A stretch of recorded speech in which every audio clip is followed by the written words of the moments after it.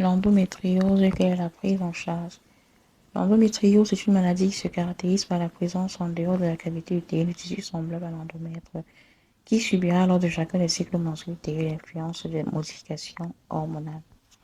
Les lésions d'endométriose peuvent également se répandre à différents organes intestins, vessie, ovaires, ce qui peut ainsi provoquer de vives douleurs pendant les règles, pendant les rapports sexuels, mais également des troubles urinaires digestifs. Il en existe différents types parmi lesquels l'endométriose superficielle ou péritonéale, qui désigne la présence d'implants d'endomètre ectopiques localisés à la surface du péritoine.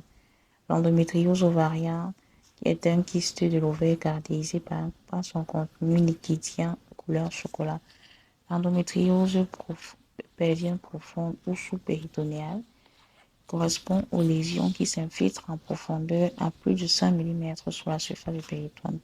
Cette dernière peut toucher typiquement les ligaments hétérosacrés, 50% des cas, le cul-de-sac vaginal postérieur, 15%, l'intestin, 20 à 25%, représenté majoritairement par la face intérieure du rectum et la jonction recto-sigmoïdienne.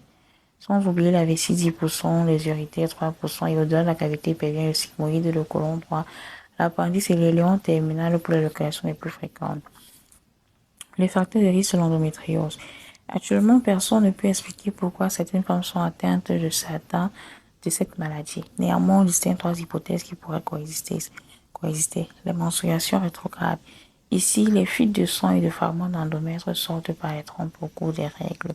L'élimination des menstrues par le col de l'utérus et le vagin sera insuffisante, ce qui engendrait le passage du sang contenant des fragments d'endomètre dans l'abdomen par les trompes, dont l'extrémité proche des ovaires ouverte pour recevoir les ovules.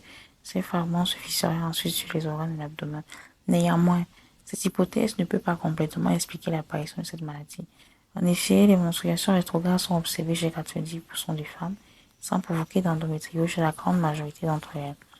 Selon une autre hypothèse, des cellules endométriales pourraient passer dans la circulation sanguine ou la lymphe émigrer ailleurs. L'hypothèse métaplasique. Dans ce contexte, des cellules du péritoine, la membrane qui soutient les organes de l'abdomen, pourraient spontanément se transformer en cellules de l'endomètre sans qu'on en connaisse les causes. Ceci parfois sous l'influence de facteurs génétiques et environnementaux. Alors, comment se fait le diagnostic d'endométriose? Les principales manifestations cliniques sont les douleurs abdominales et l'infertilité.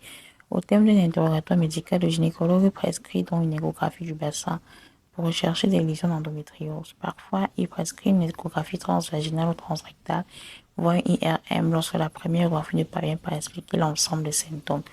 Est-ce qu'il y a des complications? La principale complication associée à cette maladie gynécologique est l'infertilité, simplement parce que la présence de tissus cicatriciels au niveau des trompes de Fallope réduit considérablement les chances de fécondation.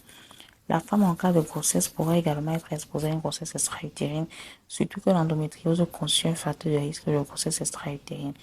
La prise en charge de cette maladie repose sur l'intervention chirurgicale pour enlever les différentes adhérences tissulaires et à retirer les différentes cartouches lorsque cela est envisageable.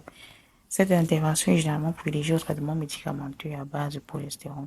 Si elle ne s'est pas avérée suffisante pour assurer la fertilité, une stimulation ovarienne sera proposée le cas échéant une fécondation in vitro.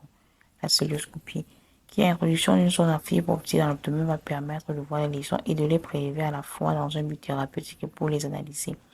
L'IRM, l'imagerie par résonance magnétique nucléaire, est souvent réalisée pour une cartographie plus précise des lésions. À défaut, le scanner est parfois proposé. Beaucoup de courage à celles qui sont victimes d'endométriose.